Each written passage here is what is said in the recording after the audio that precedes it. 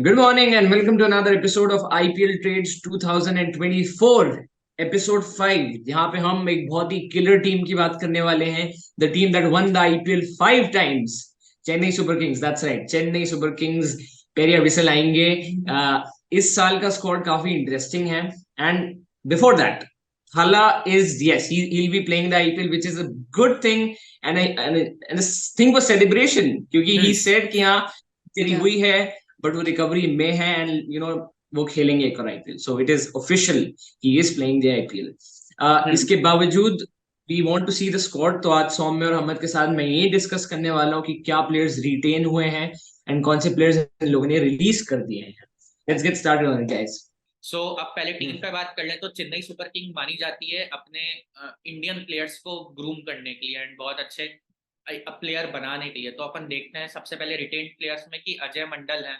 उनके बारे में ऑब्वियसली इतना नहीं सुना है क्योंकि अभी तक उनको ज्यादा मौका नहीं मिला है। पिछले साल नहीं मिला था तो इस साल मिलेगा, ऐसा पक्का है। उसके बाद है अजिंक्य रहाणे, इंडिया के डिपेंडेबल बल्लेबाज, बहुत अच्छे फॉर्म में थे। पिछले साल मुंबई के अगेंस्ट पारी सबको याद आती है, कितना बढ़िया खेल के अकेले जिताया था। दीपक चहर, इन्होंने कल के इंडिया ऑस्ट्रेलिया मैच के साथ कमबैक किया है, 2 विकेट भी उड़ाए एंड पहले के 1-2 ओवर इतने अच्छे नहीं गए बट उसके बाद के 2 ओवर में उन्होंने अपनी स्लोअर बॉल्स के थ्रू विकेट चटका है, स्लोअर बॉल्स और बाउंसर के through. Devon Conway obviously New Zealand के ओपनिंग बल्लेबाज है, बहुत अच्छे फॉर्म में है, इंडिया में बहुत अच्छा है क्योंकि स्पिन अच्छा खेलना जानते हैं। बढ़िया बल्लेबाज रहेंगे। महीश तीक्षणा, श्रीलंका के स्पिनर, पिछले साल भी अच्छा प्रदर्शन किया था, बस उनको अपनी फील्डिंग थोड़ी इंप्रूव करनी है, बाकी तो बढ़िया खिलाड़ी हैं। मथीशा पथिराना, ऑब्वियसली ये जूनियर मनिंगा के रूप में जाने जाते हैं एंड पूरा सेम बॉलिंग एक्शन है। बट वही है, पिछले साल भी यही देखने को मिला कि उनकी एक्स्ट्राज बहुत होती है, भले वाइड हो या नो बॉल हो, एक्स्ट्राज बहुत होती है, तो उस चीज पे कंट्रोल करना रहेगा उनको। मिचेल सेंटिनल एक सीजन बॉलर है, बहुत टाइम सीएसके के साथ में है एंड जब भी स्पिनिंग विकेट ज्यादा होती है तो इनको प्रेफर किया जाता है। मोइन अली ऑब्वियसली ऑलराउंडर है, लेफ्ट हैंड बल्लेबाज हैं, स्पिन अच्छी डालते हैं, इंडियन पिचेस पे ऑब्वियसली मदद मिलती है उनको, तो बढ़िया खिलाड़ी रहेंगे। एमएस धोनी तो उनके बारे में जितनी बात करो कम है। मुकेश चौधरी, ये एक इंडिया के उभरते हुए बॉलर है एंड पिछले साल इन्होंने अच्छी बॉलिंग करी थी, ऑब्वियसली ओपनिंग बॉलिंग करते हैं, स्विंग कराते हैं एंड विकेट्स भी लेते हैं, तो पिछला साल उनका अच्छा गया था, थोड़े रन पड़े थे स्टार्टिंग में बट कमबैक करा था उन्होंने। उसके बाद है निशांत सिंधु, इनको इतना अच्छा मौका नहीं मिला अभी तक, तो इस सीजन मिलने की उम्मीद है। प्रशांत सोलंकी का भी वही उसी चीज में नाम शामिल किया जाता है कि अभी इस साल मिलेगा।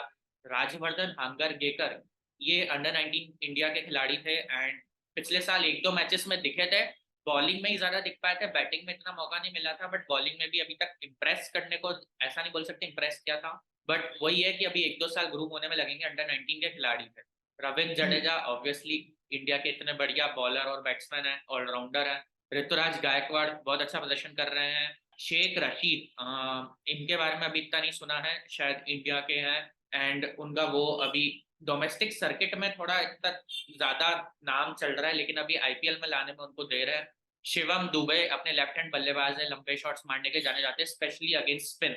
सिमरजीत सिंह का भी सेम केस है कि अभी इतना मौका नहीं मिला है, तो अभी इस साल मिल सकता है। और तुषार देश पांडे, ये इनके बारे में एक ही बात है कि ये या तो ये बहुत अच्छी बॉलिंग करेंगे या फिर ये इतने वाइड एक्स्ट्रास देंगे, इतने रन देंगे कि आप मैच हार जाओगे।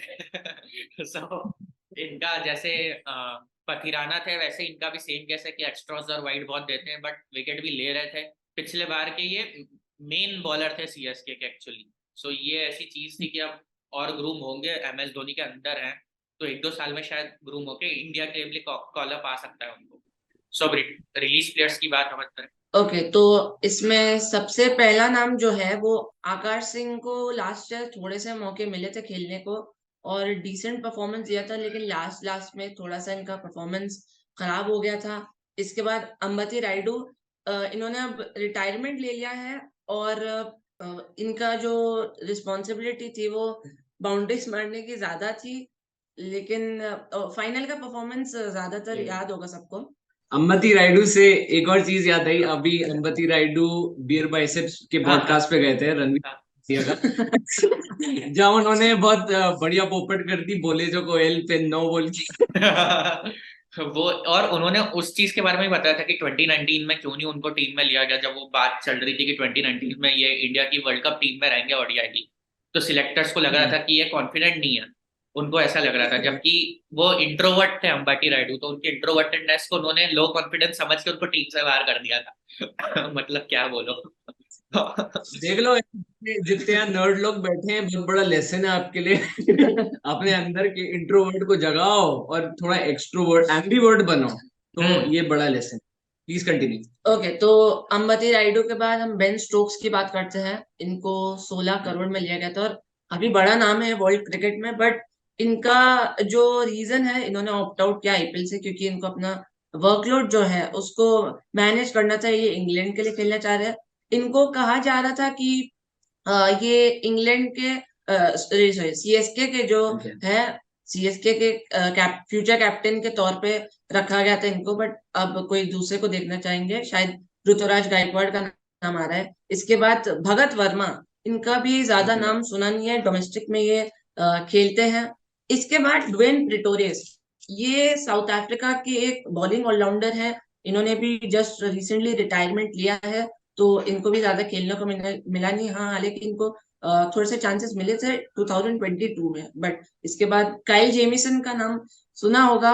आरसीबी ने 15 करोड़ दिए थे और उसके बाद डाउनफॉल इनका 1 करोड़ तक आ गया था। और फिर ये लास्ट ईयर इंजरी भी हुए थे, तो ऑब्वियसली खेल नहीं पाए। सिसंदा मगाला, ये साउथ अफ्रीका के एक बॉलर हैं और ये काइल जेमिसन के रिप्लेसमेंट के तौर पे ही आए थे।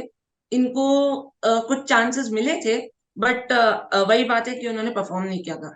और सुब्रांशु सेनापति, इनको भी रिलीज किया है। अगर आप अभी विजय हजारे ट्रॉफी को फॉलो कर रहे हैं, जो डोमेस्टिक चल रहा है, उसमें रिसेंटली इनका भी बहुत अच्छा परफॉर्मेंस आया था। शायद बैटिंग में या बॉलिंग में, मैं श्योर नहीं हूँ। तो हो सकता है कुछ टीमें जो इंडियन प्लेयर्स को लेना चाह रही हो वो उनको टारगेट करें। तो एंड अगर मैं मतलब टीम देख रहा हूँ इनकी, तो टीम अच्छी लग रही है। ऑब्वियसली चेन्नई सुपर किंग्स लगती है हमेशा बढ़िया ही है एंड अच्छा परफॉर्म भी करती है। बट अगर आप रिलीज प्लेयर्स की लिस्ट देखो तो आपको मोस्टली दिखेगा कि यहाँ पे बॉलर्स या फिर ऑलराउंडर्स गए हुए हैं टीम से, उनको रिलीज किया गया। तो वो शायद बॉलर्स पे अपने ऑप्शन में हैवी आ सकते हैं या फिर ऑलराउंडर्स पे हैवी आ सकते हैं। उनको बेन स्टोक्स जैसा कोई चाहिए, जो इंडिया टीम में हार्दिक पांड्या है, वैसे ही उनको अपनी टीम में भी एक चाहिए। और फास्ट बॉलिंग में और थोड़े लोग चाहिए यहाँ पे। सिर्फ आप इंडियंस बॉलर्स के रूप में नहीं बैठ सकते, आप तुषार देशपांडे या फिर मनीष पतिराना या फिर हांगर गेकर, इन सब के उस पर आप नहीं बैठ सकते, क्योंकि इनके जो पतिराना है ना, उनका बहुत ऑफ सीजन चल रहा है श्रीलंका के लिए। उनको वनडे वर्ल्ड कप के बीच में ड्रॉप कर दिया गया था टीम से, क्योंकि वो इतनी खराब गेंदबाजी कर रहे थे। सो यहाँ पे मेन स्ट्रीम फास्ट बॉलर चाहिए, वो भले इंडियन हो या फॉरेनर हो। उस पर मेनली मेरे को लग रहा है कि दाव लगेगा। उनकी बैटिंग तो मेरे को अभी प्योरली सेटल्ड नजर आ रही है। तो एक चीज मैं और ऐड करना चाहूंगा कि जैसे सौम्य भैया ने कहा कि इनका फास्ट बॉलिंग का जो है वो कंसर्न है। एक दिमाग में मेरा नाम आता है जिनको ये ऑप्शन में टारगेट कर सकते हैं, जेराल्ड क्विट्जा। आपने अगर वर्ल्ड कप देखा तो बहुत अच्छी बॉलिंग की थी वर्ल्ड कप में, और 20 के ओवर ऊपर विकेट लिए थे। टीम्स की एक टेंडेंसी रहती है कि जैसे अगर आप वर्ल्ड वाइड लीग्स होती हैं, फॉर एग्जांपल ऐसे 20 हो गई या मेजर लीग क्रिकेट हो गया, उसमें आईपीएल की जो टीमें हैं उन्होंने अपनी टीम्स उधर भी बनाई है। तो टीम्स ये मतलब ट्राई करती है कि उधर के लीग्स में जो प्लेयर्स खेलते हैं उनके फ्रेंचाइज से, वो उनको भी उठा ले। तो जेराल्ड क्विटजी जो है वो जोहानिसबर्ग सुपर किंग्स से खेलते हैं साउथ अफ्रीका 20 में। तो आई फील उनको उठा सकते हैं। और एक चीज और ऐड करना चाहूंगा, राइडू ने जैसे रिटायरमेंट ले लिया, तो आई फील इनके पास कोई रिलायबल इंडियन बैटर नहीं है। तो उसके लिए ये शायद मनीष पांडे को टारगेट कर सकते हैं, क्योंकि इनका एक ये रहता है कि पुराने प्लेयर्स को लेके उनको एकदम उस फॉर्म में ले आते हैं कि ये कैसे हो गया। अजिंक्य रहाणे को आज तक हमने देखा नहीं एज T20 प्लेयर। और मैक्सवेल से ज्यादा उनका स्ट्राइक रेट था टूर्नामेंट में। और एक और नाम आता है शाहरुख खान, क्योंकि डोमेस्टिक है, वो डोमेस्टिक प्लेयर है, तमिलनाडु के लिए खेलते हैं। और हमने देखा है MS धोनी को बहुत अच्छे लगते हैं शाहरुख खान, कि क्या फिनिशिंग करते हैं। और फाइनल भी देख रहे थे एक साइड मुश्ताक अली ट्रॉफी का, तो अंबती रायडू का जैसा रोल था कि फिनिशिंग करना लास्ट में, शाहरुख खान का भी वही रोल है। तो MS धोनी उसमें शाहरुख खान को बहुत बढ़िया फिनिशर बना सकता हाँ, I also have to ask the both of you and our audience as well. इस बार आईपीएल का जो मेन फोकस है वो मुंबई इंडियंस और सीएसके, क्योंकि दोनों अब टाई पे हो गए हैं, 5-5 है। And in all the sports, like मैं तो F1 फैन हूँ, मैं समझता हूँ कि रेड बुल, मर्सिडीज जो टॉप टीम्स है उनका चलता रहता है एक दूसरे से। How do you guys think कि जो 5-5 का टाई तोड़ने का जो चैलेंज इस बार, क्योंकि सीएसके और मुंबई इंडियंस ने इतने आईपीएल जीत लिए हैं कि उन पे अब वो एडेड प्रेशर है ही नहीं कि हमें अब एक और आईपीएल जीतना है। इट्स ऑल अबाउट कि हम एक तो ब्रांड वॉर में जीते जिसमें आरसीबी को फिलहाल कोई हाथ नहीं लगा पाया है, तो how they win in the brand war, and specially since this could be, अब सौम्य ने बोला खैर इम्पैक्ट प्लेयर के तौर पे एमएस धोनी खेलते हैं तो he could extend his game in IPL, but considering the fact कि ये धोनी का आखिरी आईपीएल हो सकता है, सीएसके का फोकस ज्यादा उसके करियर को एक लेगेसी देने का होगा या मुंबई इंडियंस को बीट करने का होगा? What do you guys think? देखो लेगेसी तो पहले से ही मिल चुकी है धोनी के करियर को। पिछले साल जो जीते आईपीएल वो one of the best IPL season था ओवरऑल। अगर आप सारे मैचेस की बात करें, बहुत सारे क्लोज मैचेस हुए। कोहली गंभीर की लड़ाई भी हो गई, फिर उसमें वो सब कुछ ही हो गया। मतलब पिछले साल वाला आईपीएल पूरा तमाशा था, मतलब उसमें सारी चीजें थी, सब एंटरटेनमेंट है। एंड फाइनल में आपको जब 10 रन चाहिए 2 बॉल पे और तब आप जीत जाओ, तो उससे बड़ा ऑब्वियसली जय शाह भी था स्टैंड्स में, सो उससे बड़ा कोई और बात नहीं हो सकती। तो लेगेसी तो उसको उस मैच से उस आईपीएल जीत के मिल चुकी है। अब ये तो एज अ गिफ्ट ही चल रहा है कि भाई फैंस आ रहे हैं, फैंस को पसंद है धोनी को देखना, तो वो एज अ गिफ्ट ही चल रहा है। अब उधर ऐसा कुछ नहीं कि आपको आईपीएल जीत के ही खत्म करना है या मुंबई को हरा के ही खत्म करना है, अब वो कुछ नहीं है। अब मेरे को लग रहा है कि ऐसा होना चाहिए कि अब जो टीमें बची है, दिल्ली बची है, किंग्स 11 बची है, लखनऊ बची है, आरसीबी को जिता दो। मतलब जय शाह को थोड़ा ऐसा करना चाहिए। जिस दिन आरसीबी जीत गई मेरे को लग रहा है कि उस दिन आईपीएल खत्म हो जाएगा। वो लाइक एंडिंग चैप्टर है आईपीएल का जिस दिन आरसीबी जीत गई। बट हाँ, दिल्ली वगैरह भी बहुत अच्छी टीमें रही हैं बीच में। 1-2 साल जब श्रेयस अय्यर कप्तान थे तब कितना बढ़िया खेली थी, फाइनल तक पहुंची थी एंड अगले साल भी प्लेऑफ्स तक पहुंची थी। वो डिजर्विंग लगती है मेरे को दिल्ली कैपिटल्स, क्योंकि उनके पास प्लेयर रहते हैं एंड वो परफॉर्म भी करते हैं। बट पिछले साल जो ऋषभ पंत नहीं थे, अब वो इस बार उनकी वापसी होगी सबसे बढ़िया, वो देखने को मिलेंगे अपने को 1 साल के बाद। सो बहुत सारी ऐसी चीजें हो रही है जो इस आईपीएल में भी होंगी एंड मैं चाहता हूँ कि जो टीमें 4th 5th 6th पे फिनिश करती थी वो अब थोड़ा प्लेऑफ्स में पहुंचे एंड मुंबई और चेन्नई को टक्कर दें, लखनऊ को टक्कर दें, आरसीबी को टक्कर दें एंड उनको हराए भी। चलो let's end the episode here guys, thanks a lot for watching, this was it for episode 5। अब आगे बचे हैं कितने टोटल? 5 और एपिसोड बचे हैं जिसमें 2 अब अंडरडॉग टीम्स और 3 बड़ी टीमों की बात करेंगे और एक ऐसी टीम जो कभी आईपीएल आज तक जीत नहीं पाई है। Stay tuned for that, see you in the next one, have a good day.